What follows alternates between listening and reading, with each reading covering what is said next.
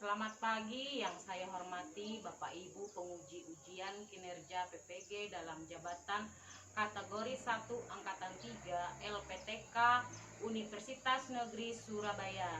Perkenalkan, nama saya Yulenti Verda, mahasiswa PPG dalam jabatan kategori 1 Angkatan ketiga tahun 2023.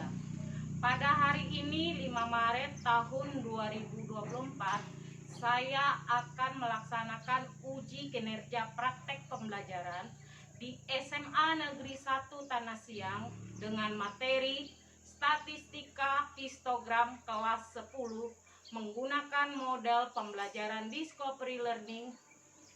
Berikut video pembelajaran saya, selamat menyaksikan.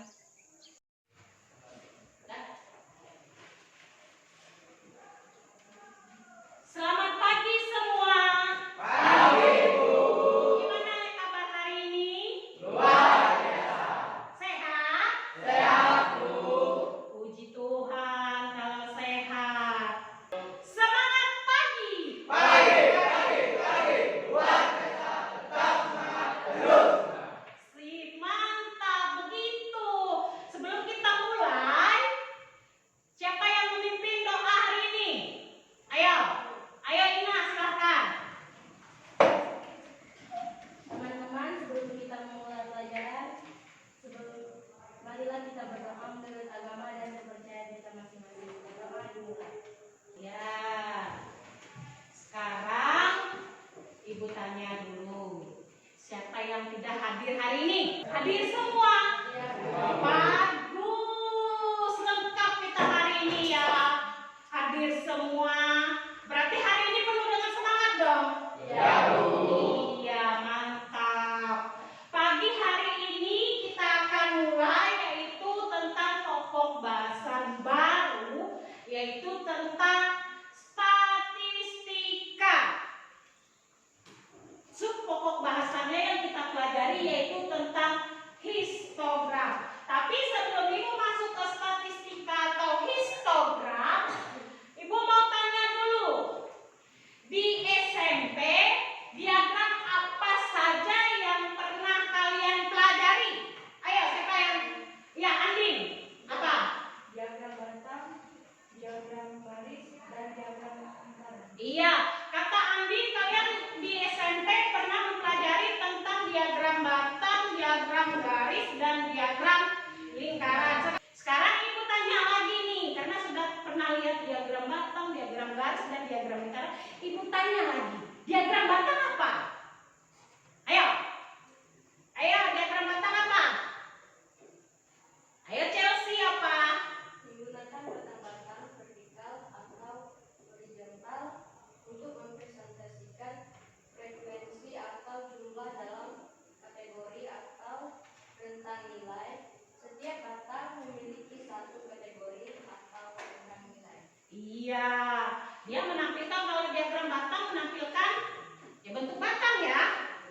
Di situ nanti ada frekuensinya, ada nilainya. Sekarang diagram lingkaran apa? Iya, Farel apa? Terdiri dari sektor-sektor lingkaran yang mewakili proporsi relatif terdiri dari keseluruhan jumlah sektor lingkaran harus menambah 100% karena mempresentasikan seluruh data.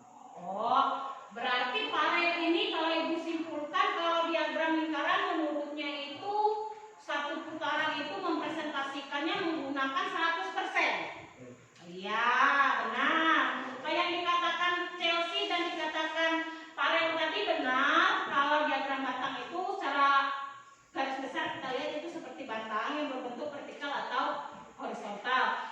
Kalau diagram lingkaran itu dipresentasikan keseluruhannya menggunakan 100%. Nah, kalian sudah memahami apa itu diagram batang dan apa itu diagram lingkaran. Sekarang kita masuk ini materi yang baru yaitu tentang statistika atau yang kita pelajari yaitu tentang histogram. Coba dilihat. Apa tujuan pembelajaran kita hari ini apa? Ayo kita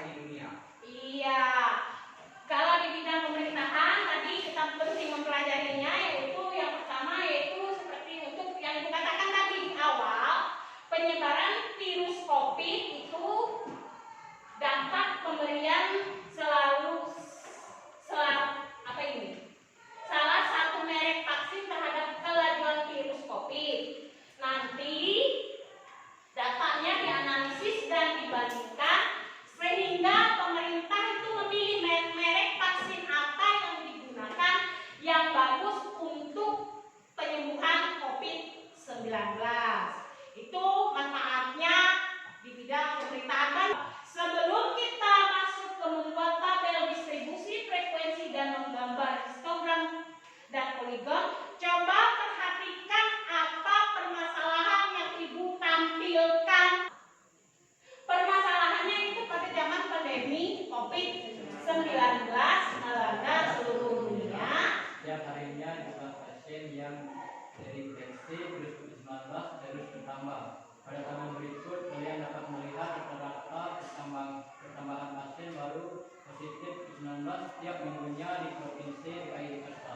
Ya, tadi ini tabelnya, ya berarti minggu pertama Desember, minggu kedua Desember, minggu keempat Desember, minggu kelima Desember, dan minggu pertama Januari tahun 2021. Sekarang dari tabel ini ada pertanyaannya. Dari tabel 7.1 pada minggu berapakah yang mengalami rata-rata kenaikan jumlah pasien COVID-19 yang paling besar? Ayo, siapa yang bisa jawab? Diperhatikan dulu. Ina, apa Ina? Minggu keempat Desember 2020 memiliki kenaikan paling tinggi yaitu sebanyak 1.830 dikurang 1.520 sama dengan 300. Tadi Ina katakan adalah minggu keempat. Coba diperhatikan minggu keempat apa Ina? Desember. Minggu keempat Desember berapa jumlah pasien COVID-nya? 1.830. Kata Ina meningkat, berapa Ina meningkatnya? Dikurang 1.520. Dikurang 1.520. Berarti banyak pasiennya berapa Ina? Dari 1.830 ke dari 1.830 dikurang 1.520, berapa jumlah kenaikannya Ina? 310. Nah, ada yang ditanyakan dari permasalahan 1. Berarti minggu keempat ini pasien COVID-nya paling banyak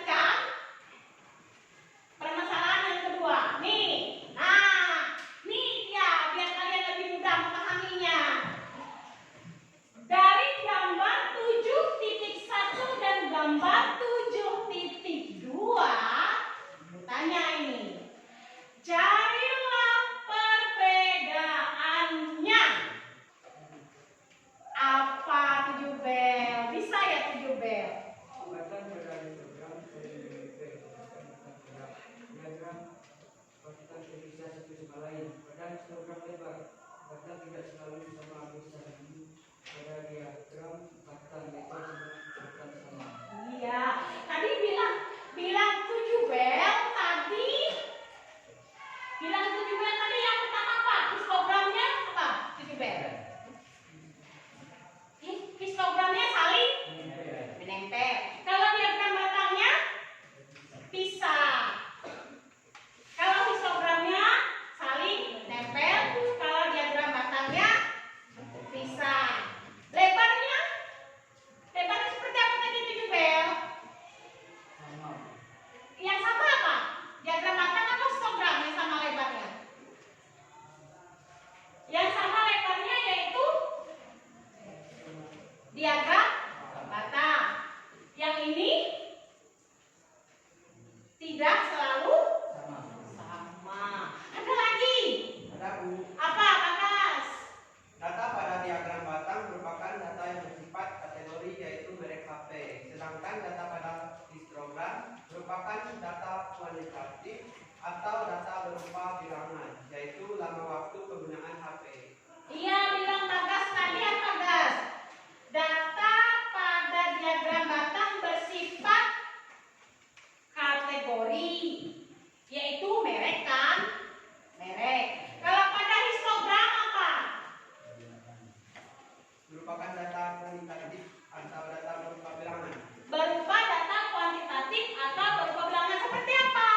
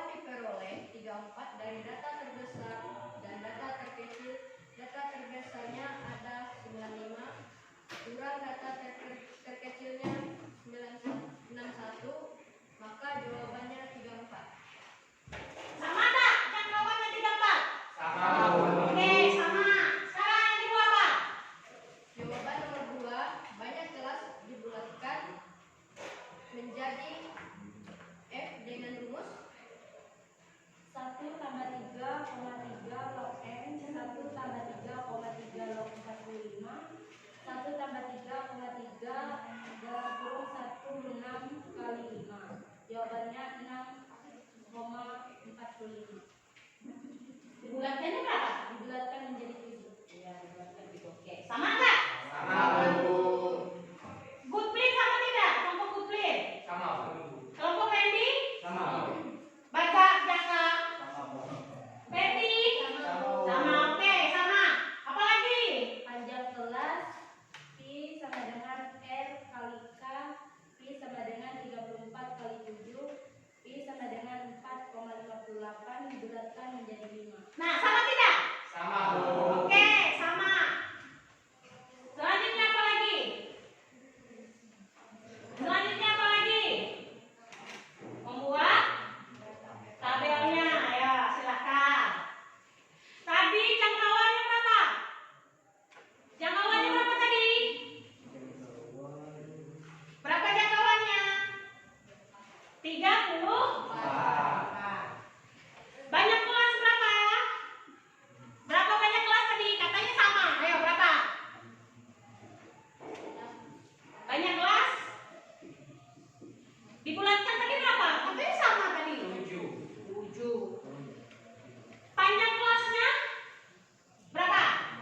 Panjang kelas berapa, Bud? 5. Yang ini berapa panjang kelas? 5. Randy berapa? Oke, 5. Sip. Nah, berarti sama ya. Jangkauan, banyak kelas, panjang kelas, hasilnya sama. Sekarang Ibu lihat di tabelnya. Apakah nanti jawaban kalian sama atau beda?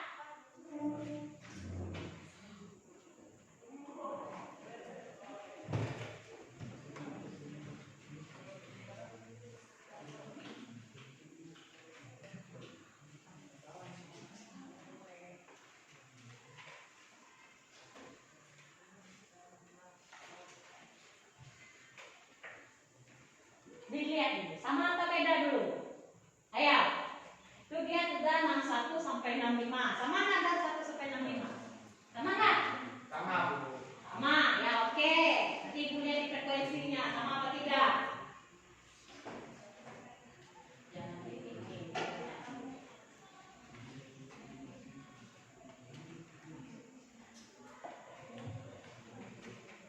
Apa? Tambah lagi. Oke. Yang ini.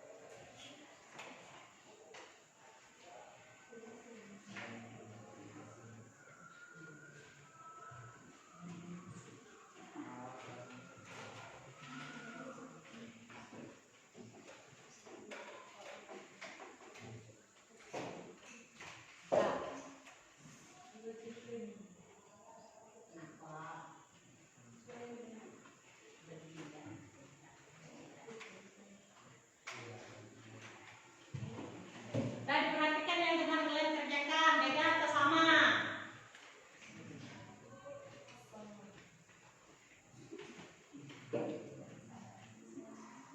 Ayo, beda atau sama? Perhatikan. Sudah selesai.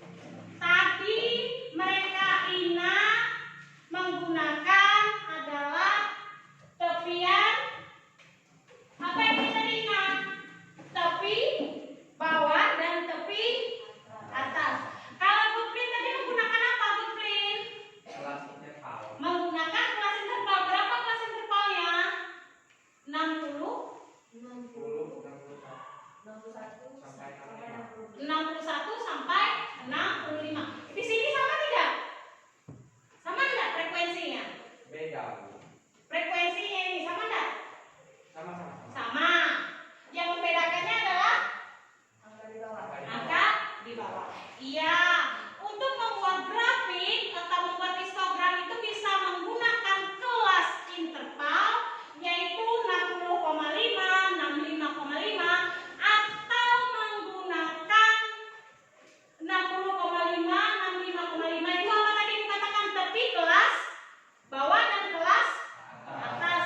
Yang Muklim katakan 61 sampai 65 itu adalah kelas interval. Nah, kalian sudah bisa membuat grafik atau membuat histogram dan poligonnya. Sudah bisa membuat histogram dan poligonnya. Nah, dari yang kita pelajari hari ini, apa yang kalian peroleh? Ayo. Apa? Apa? Apa Ferdi? Mulai. Apa yang kalian peroleh?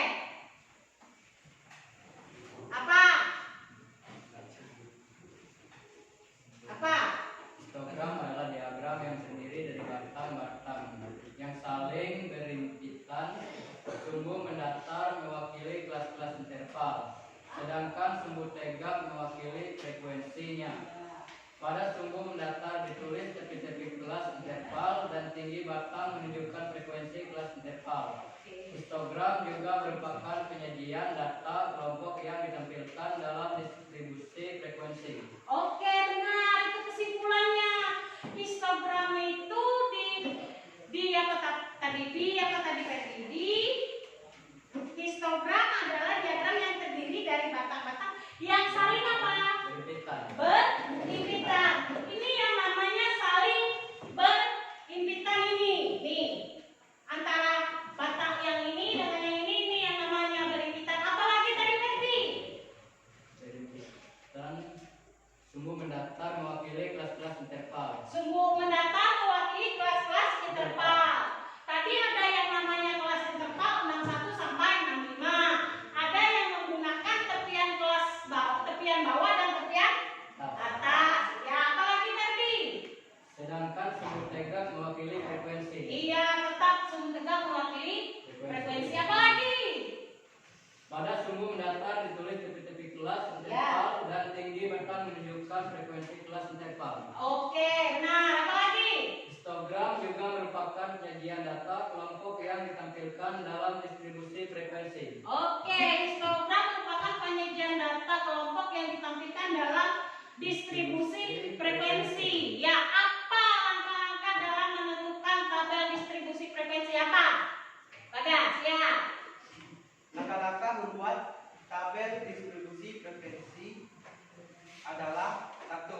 Menentukan jangkauan data terbesar dan data terkecil. 2. Menentukan panjang kelas dihitung dari rumus K sama dengan 1 tambah log n, n sama dengan banyak data. 3. Menentukan panjang kelas dihitung menggunakan rumus sama dengan jangkauan banyak kelas. Oke, benar sekali. Yang disimpulkan Ferdi dan yang disimpulkan Bagas itu benar sekali. Histogram adalah diagram yang saling berhimpitan, di mana sumbu tegaknya dinamakan frekuensi, sumbu mendatarnya dinamakan dengan kelas interval atau tepi bawah dan tepi atas kelas interval.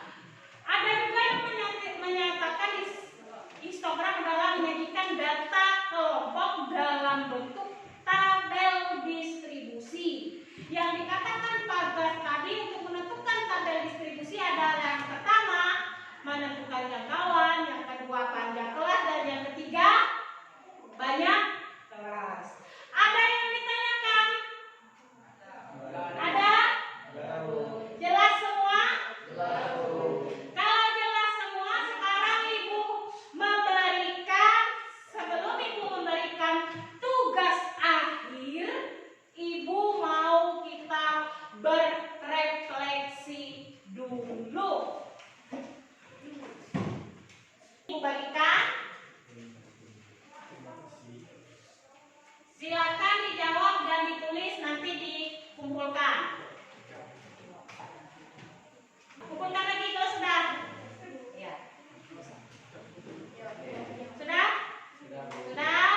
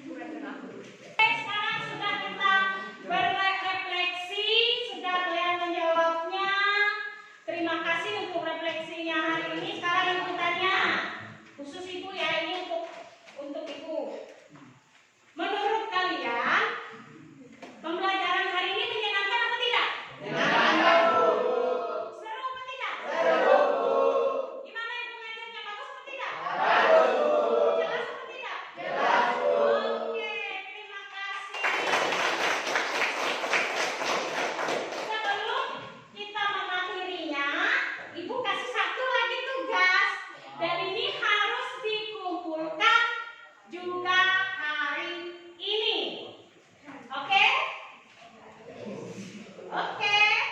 Selamat mengerjakannya lagi. Selamat mengerjakannya lagi.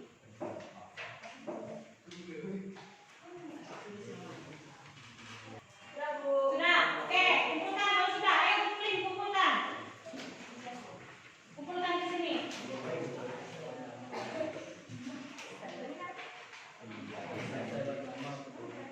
Nah, ayo kumpulkan.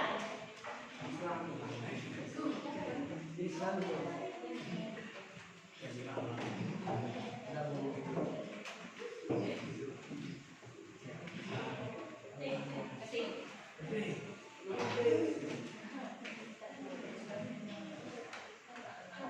Oke, terima kasih anak-anakku sudah menjawab soalnya.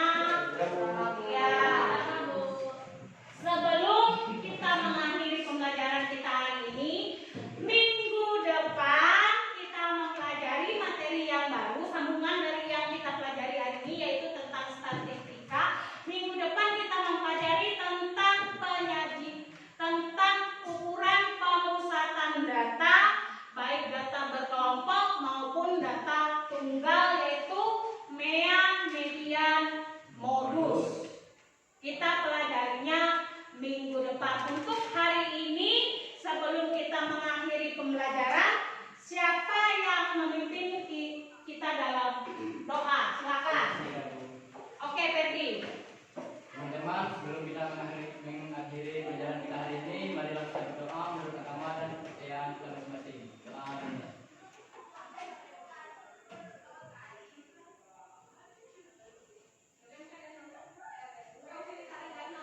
Doa selesai. Terima kasih semuanya anak-anakku. Untuk pagi ini Bu cukupkan sampai di sini. Tetap semangat belajar lagi di rumah. Jangan kendur, jaga kesehatannya karena sekarang musim pancaroba ya. Selamat